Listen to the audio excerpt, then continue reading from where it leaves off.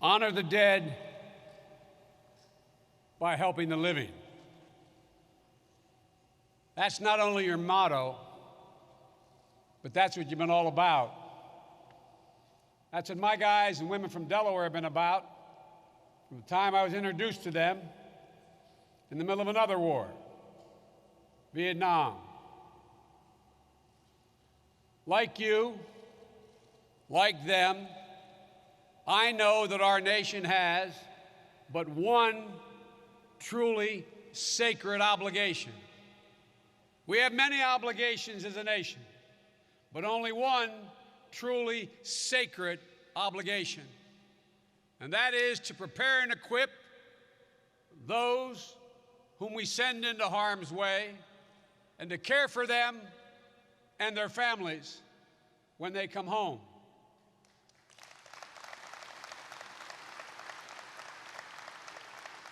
Tommy, the commander, you've not only known that, you've lived that. You served bravely in Vietnam and then came back to keep right on fighting to make sure your comrades got everything they deserved. I want to personally thank you, and on behalf of the President, thank you for the service, not only over there, but here. And to Jan Tittle, every man out here knows, and every woman in the VFW knows, that they would not function very well were it not for the Ladies Auxiliary. And that's not hyperbole. That's a fact. And Richard Eubank, who has a magnificent family, by the way, I just got to meet them all, who served at the height of the Vietnam War. I want to wish you the best of luck as you take the helm of this great organization at what I would argue would be one of the most critical points in its history. To Adjutant General Wallace, thanks for having me. And thanks for all you do on behalf of the VFW every single day in Washington. And thank you particularly for your continuing work on the POW MIA issue.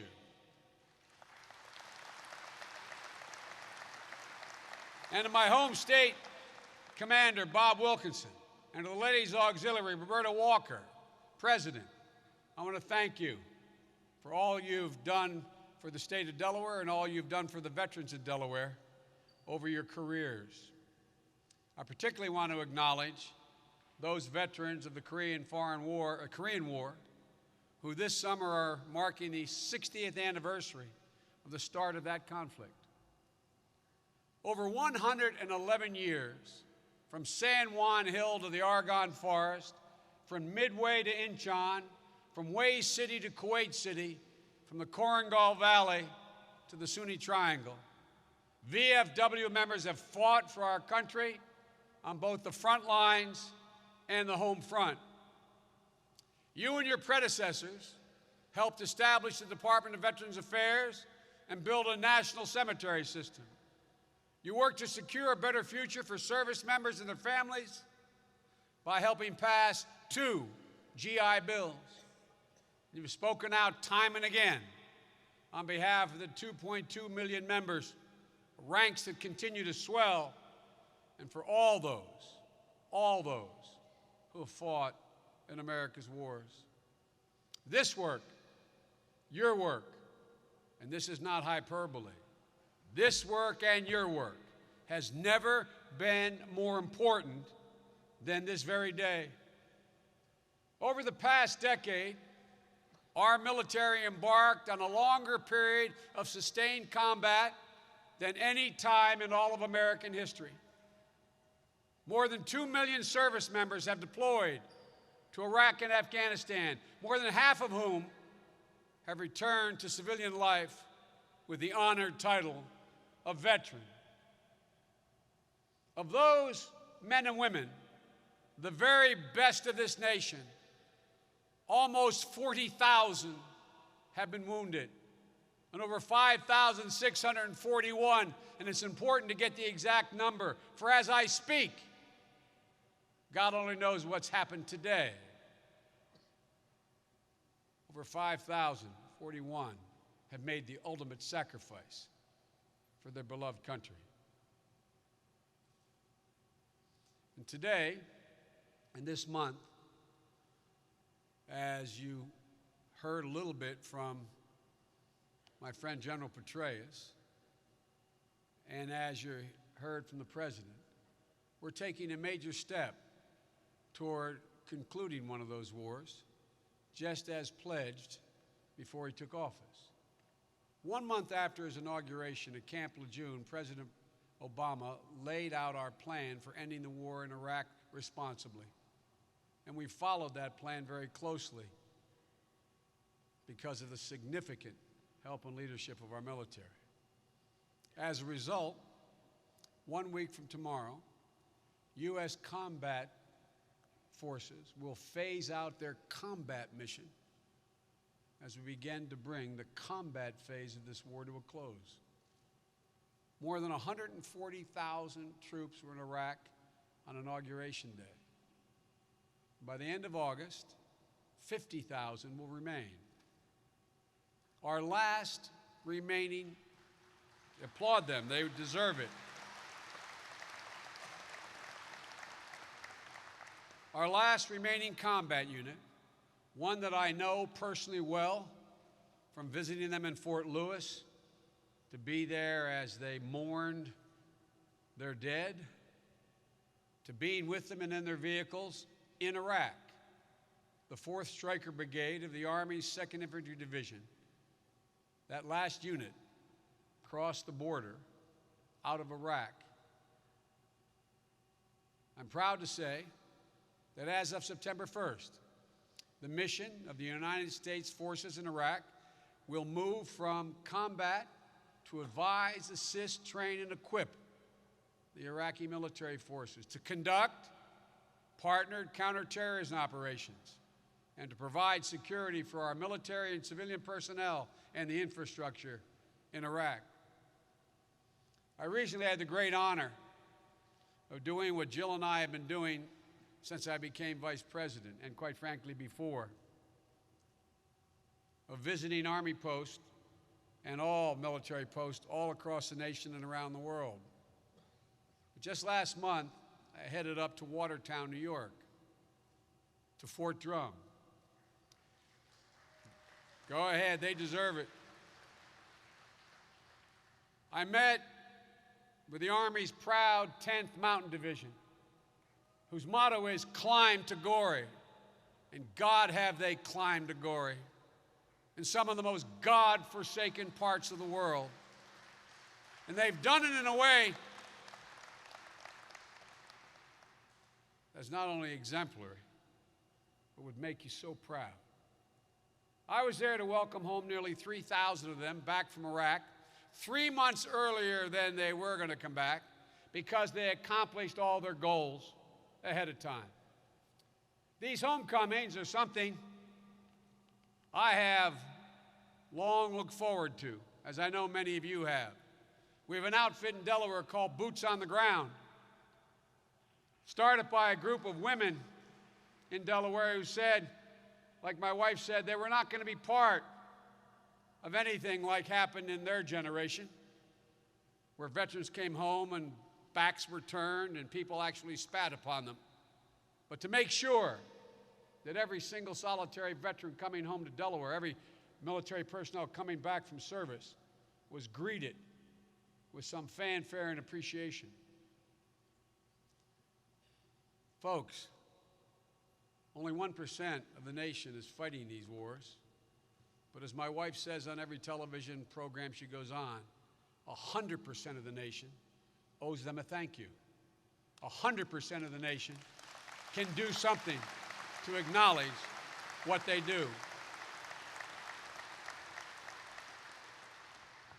I must tell you, my guys from Delaware know this, it surprised me. The day my son, Captain Bo Biden, returned home from a year-long tour in Iraq, I watched him embrace his wife and his children, and it surprised me how emotional it was. It was one of the proudest and happiest moments of my entire life.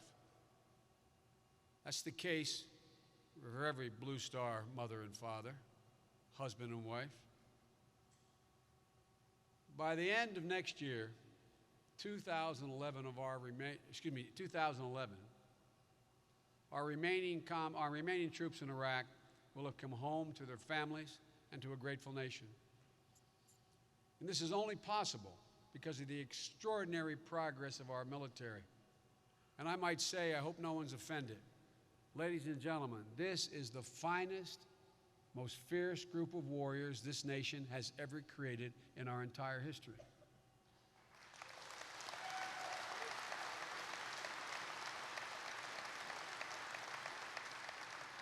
Their success is not an accident. Their success is because of the man you just saw on your screen and a courageous four-star general in Iraq named Ray Odierno. Ladies and gentlemen, 3 things they have accomplished so far, and they're worth singling out. First, violence in Iraq has decreased to such a degree that that good-looking young man who looks like in the kind of shape I thought I was when I was his age, but never was, who served in Iraq in 5 and 6 or 4 and 5, you would not recognize the country today, thankfully. The country then was being torn apart by sectarian conflict. You'd hardly recognize it today. Al-Qaeda in Iraq and the Shiite extremists remain dangerous, and their attacks still claim innocent lives. But they have utterly failed to achieve their objective, which was to inflame an additional round of sectarian conflict and undermine the election that just took place and stop the formation of a new government. They have failed. Secondly,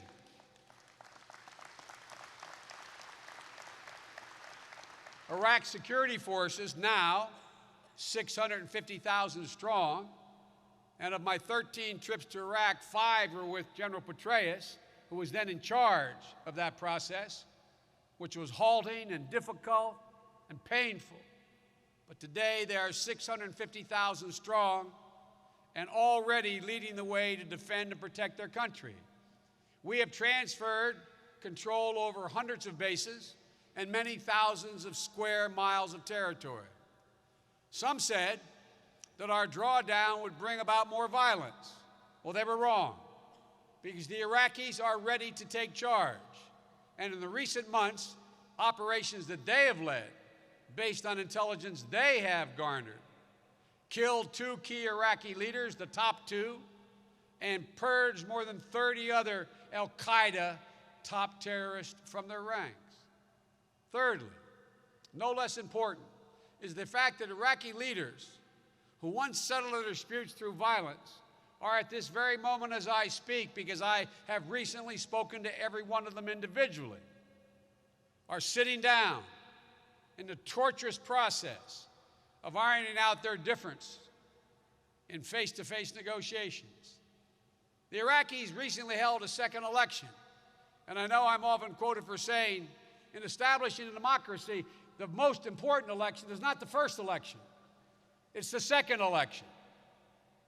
An election made possible by the sacrifices of American men and women, an election that the entire world agreed was legitimate. And although it's taking a long time to form a government, I facetiously point out to my friends that it took the Dutch Parliament 5 months to form their government. I am absolutely convinced that they're on the way to doing that. Another way of putting this is that politics and not war has broken out in Iraq. Now, I certainly don't need to tell you that politics isn't always pretty, even our own.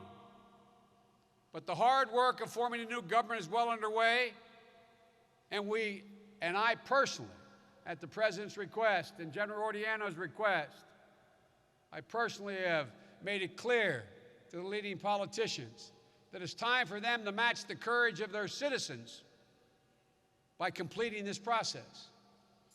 Ever since the President asked me last year to oversee Iraq policy, I've been actively engaged on a daily basis. I've visited 4 times since then and 13 times in all. I've come to know the players of all the leading coalitions, and I speak regularly to each of them.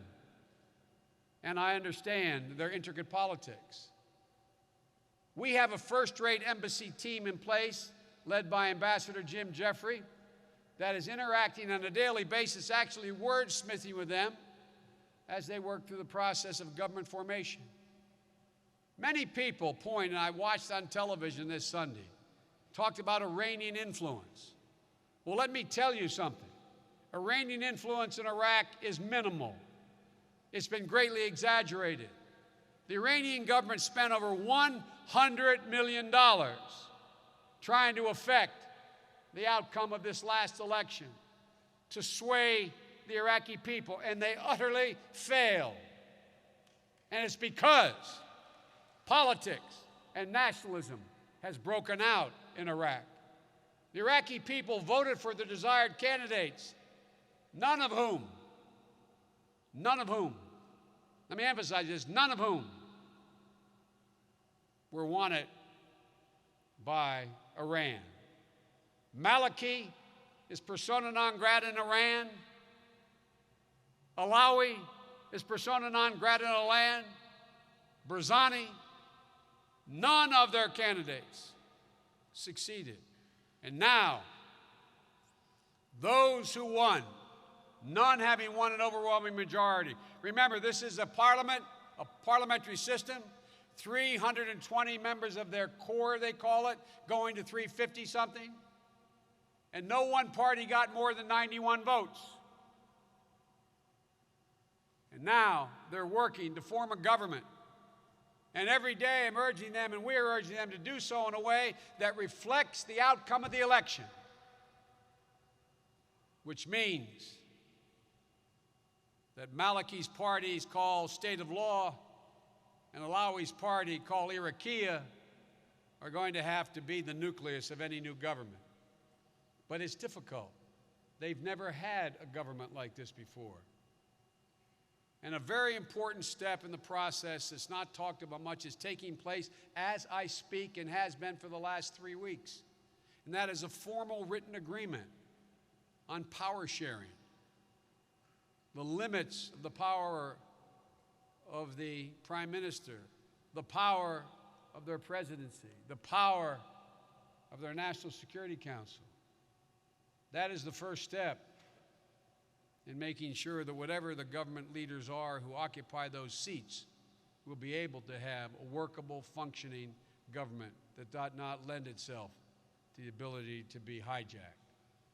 This process can sometimes be frustrating, and there are ups and downs. But I'm here to tell you I'm absolutely confident that Iraq will form a national unity government that will be able to sustain that country. And one more thing.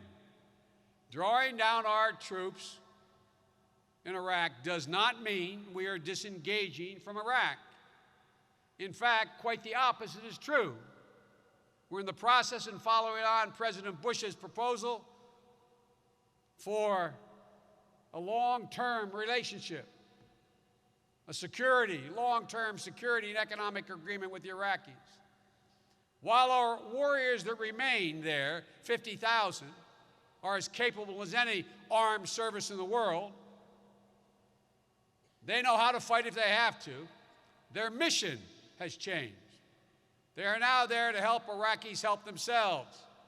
And meanwhile, we're ramping up our civilian-led effort to ensure Iraqis remain stable, sovereign, and self-reliant.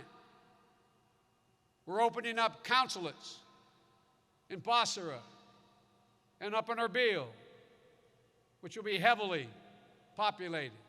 We're going to continue to help strengthen their economic and political institutions and foster new ties of trade and commerce and support Iraq's return to its rightful place in the region and the broader community of nations.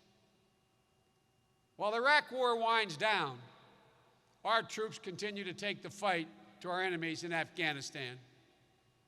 That's where al-Qaeda plotted and trained to launch the devastating attack on 9/11. Our forces there are now in the able hands of one of the finest generals, David Petraeus, a great warrior, a strategist, and a friend, who you are honoring this week with the Eisenhower Award. Afghanistan poses different and unique problems and daunting challenges, including a local population scarred by more than 3 decades of war, plagued by illiteracy, crushing poverty, and rampant corruption. The country's harsh terrain is one of the least hospitable in all of the world, as other countries over centuries can tell you. I've seen it firsthand, including 2 years ago, when a sudden snow squall, when I was with General Rodriguez, forced our helicopter to land between 2 jagged peaks, 9,000 feet above sea level, on a road not much wider than the width of our roto blades, with a descent on one side of about 1,800 feet and another 900. And the next mountain range less than a mile away. They're just jagged pieces of rock. And that's where the 10th Mountain Division, that's where the 1st Cav, that's where these kids have had to climb with 60 pounds of gear or more and engage Al-Qaeda. These kids, they're not kids, these women and men, they are fierce warriors. And they are now in one of the most fierce terrains in all the world.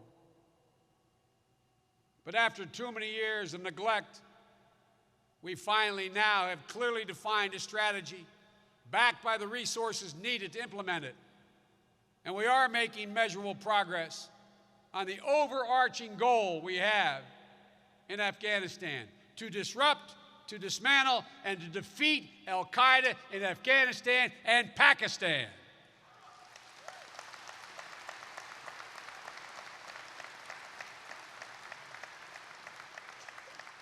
In order to do this, we must deny Al-Qaeda safe haven, and we must reverse the Taliban's momentum as we strengthen the capacity of Afghan security forces and the government so they can begin the long, painful process of assuming, over time, ultimate responsibility for their country's future.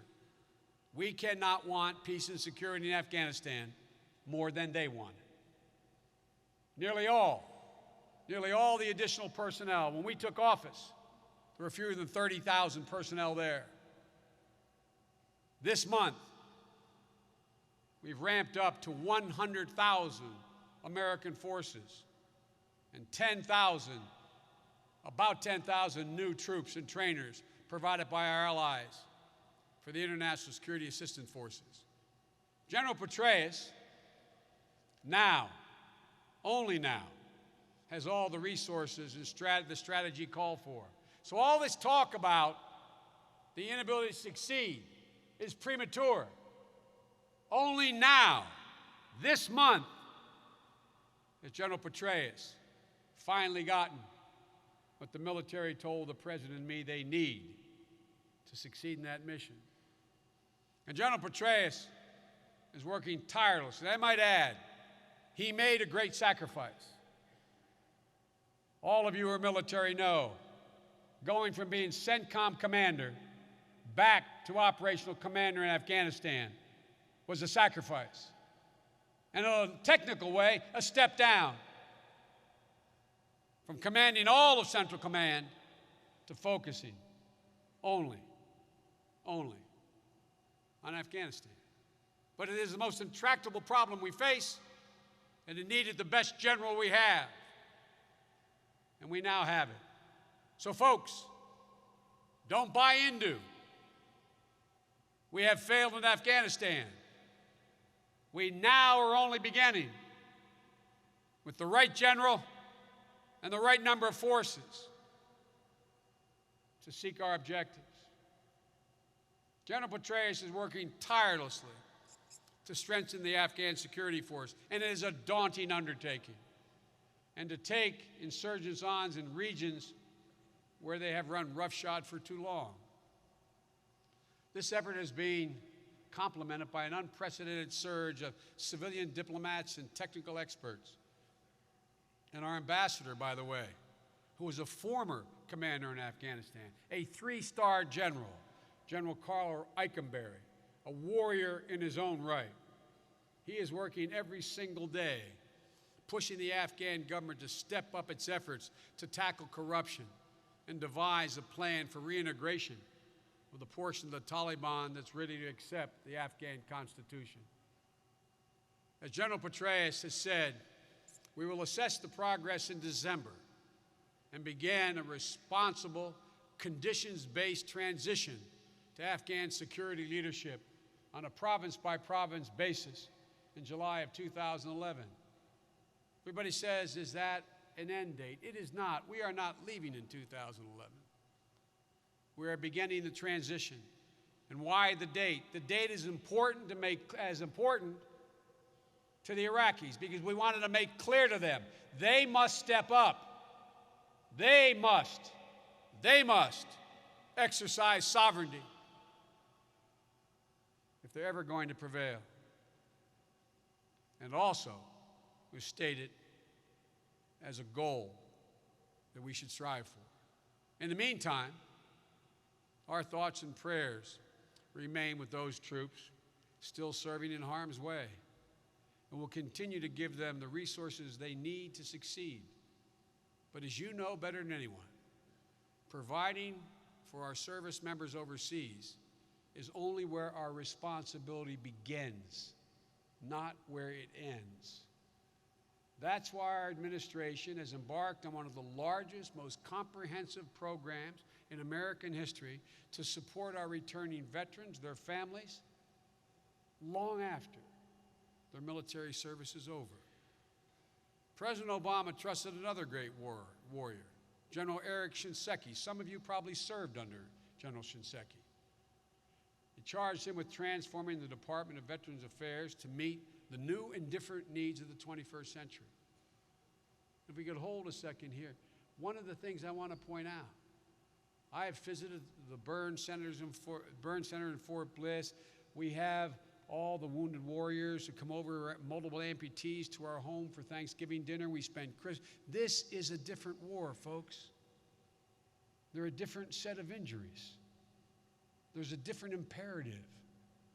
We have to adjust to what it is so we don't make the mistakes we have made as a nation with past generations of warriors. We're providing General Shinseki with the resources to do exactly that, build a 21st century response. Even while freezing most discretionary spending in the budget, we have given the VA one of the biggest budget increases they've had in 30 years. As your adjutant can tell you, $16 billion this year.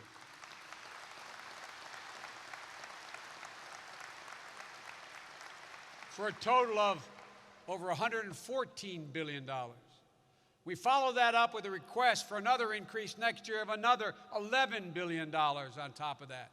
We do that because the need is real. The need is apparent, and the need requires an obligation to meet it.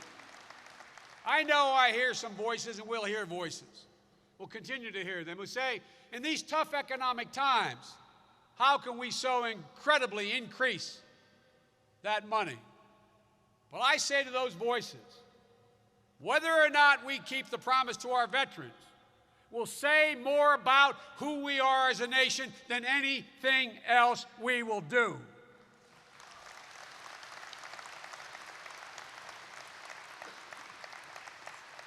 In my view, our nations to the veterans is not negotiable.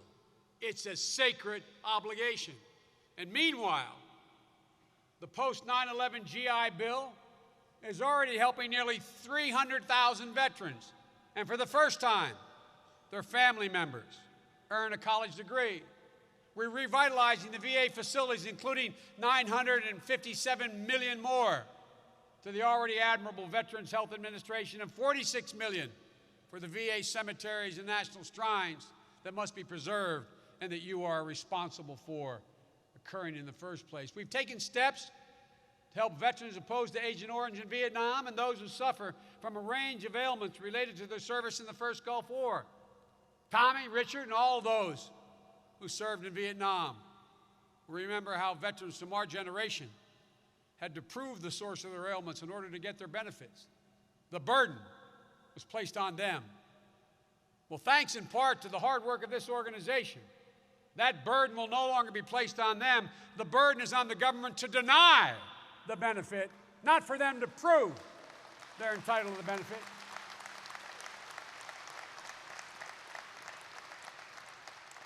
And also, thanks for your help. We will not make the same mistake we made with these younger veterans that we made in the past.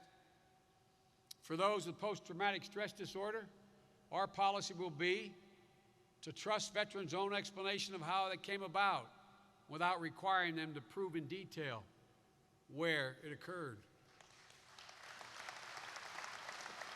The fact is, it exists. And we're implementing a new rating system to prove how claims for traumatic brain injury can be evaluated. We're doing these things because wounded veterans should not have to plead for the care they deserve. They should not have to do that.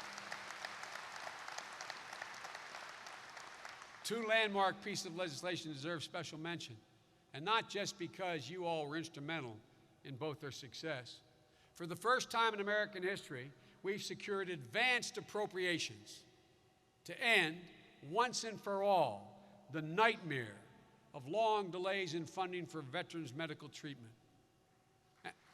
And that's because of you. And since sometimes the best care comes from a family member, I need not tell all of you that. We passed the Caregivers and Veterans Omnibus Service Act to fund and train relatives who serve as caregivers for their wounded warriors.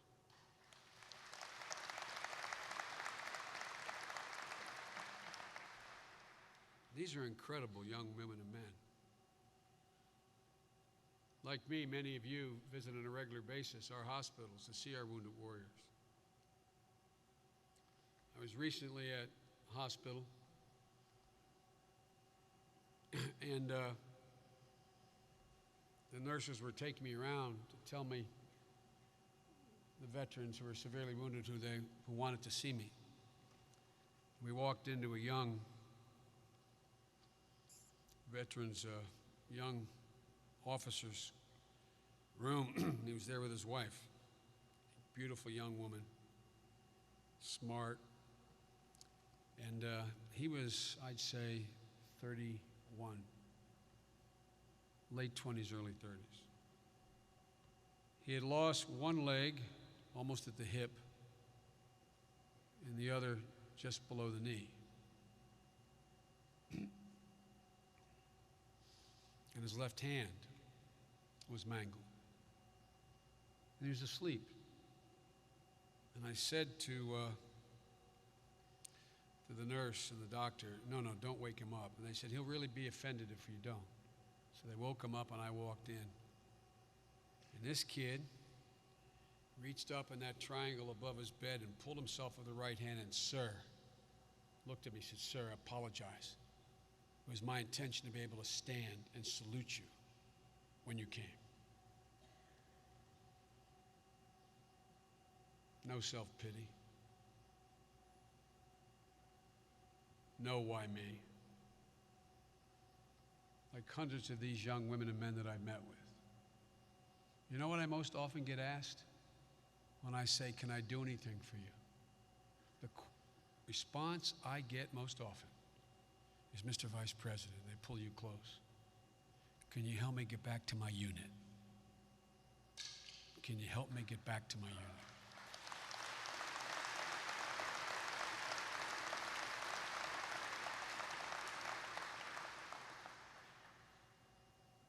What a remarkable generation of warriors. Not part of what I planned on telling you, but a good friend of mine, Colin Powell, called me and said, Joe, have you read the new book, War? Read it, gentlemen, ladies. It tells a story in a way that I've seen some of it firsthand that is beyond my ability to describe. Almost 18,000 men and women have been wounded so badly in Iraq and Afghanistan that, quite frankly, had they had the same wounds in Vietnam, they would not have lived. They've been unable to return to duty, these 18,000 out of the 40. The good news is the medical advances and improved technologies have allowed so many of them to survive, as I said, who may have passed in previous encounters. But it also means that they are left with injuries that's going to require critical care for the rest of their lives, and their average life expectancy would be 35 years. You and I know very well, long after these wars are over, God willing, and the welcome home parades are finished, and the memorials are built, and the streets are renamed, you and your fellow veterans organizations are still going to be so badly needed out there, demanding that these wounded warriors get the care they need for decades from now. Because the estimated cost is, it will cost just for those 18,000, someone in excess of $7 billion over their lifetime to provide them the critical care they need. And I'm here to tell you, I, for one, am counting on you. An entire generation of veterans, my son's generation, is counting on you. For you know better than any group of Americans, we owe them nothing less, because the warriors we sent to Iraq and Afghanistan have served as ably as any generation of fighting women and men in our nation's history.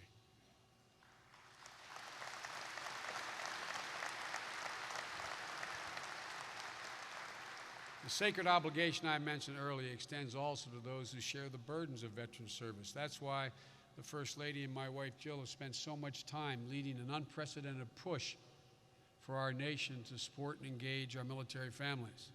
My wife is so dedicated to this, and the Delawareans know this is a woman who used to get embarrassed or frightened standing up and speaking to 30 people. Actually, when they asked her to go on Army Wives, said, yes, I nearly died. And she said, Joe, it's one of the most popular programs, and if I can do anything to convince the American people they need to help, as she says, just do one act of kindness. One act of kindness. Cut that National Guard mother's or wife's lawn while he's deployed in Afghanistan or Iraq. Say thank you. Say thank you. You all are veterans. You know better than I how much it means.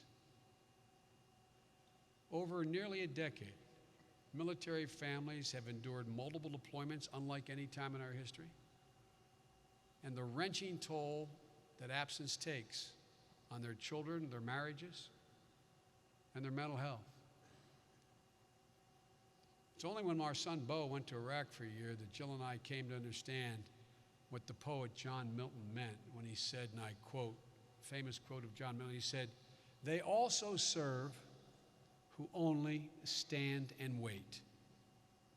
They also serve who only stand and wait." Well, multiple millions of women and men, fathers, mothers, husbands, grandparents, sons and daughters have served in these two wars.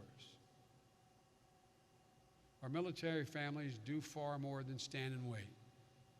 We owe them for their service to our country, and we must acknowledge and repay that debt. It's no secret that today, more than ever, a small fraction of our citizens bear the lion's shares of the cost these wars have imposed, and the call to duty has been answered by a new generation of heroes every bit as honorable of those who have come before. Heroes like Lieutenant Colonel Chris Callender, who I met in a FOB, forward operating base, in a remote, God-forsaken piece of the Konar Valley, I don't know how many thousand feet above sea level, just a few miles from the Pakistani border. With the heart of a warrior and the precision of a cultural anthropologist, he and his soldiers talked me through a myriad of tribes and sub-tribes that inhabited the terrain, and the near constant enemy fire they endured at night sitting on that exposed mountaintop. 6 of them sitting up there in God-forsaken nowhere. or heroes like the 7 servicemen who last week were awarded the Silver Star for valorous acts more awe-inspiring than any Hollywood movie could conjure up. One of them, Sergeant First Class David Nunez, was traveling through Afghanistan village of Sherwan on May 29, 2008, when insurgents attacked.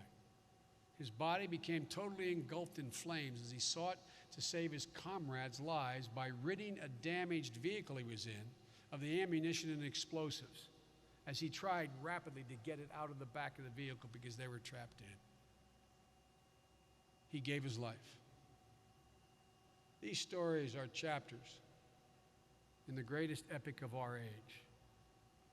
They will inspire future warriors as surely as did those in this room who fought and bled in wars gone by. But our enemies should take a different message from this sacrifice. They should take a message that it's irrefutable proof of our resolve in the face of the new threats we now confront.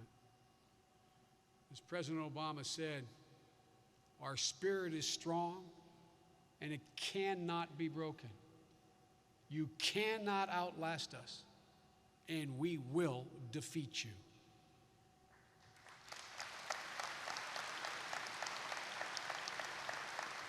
So on behalf of a grateful nation, I thank all of our troops and all of you here today for giving life to those words and for sacrificing so much for our country. May God bless you all. May God bless America. And may God, most of all, protect our troops. Thank you for having me.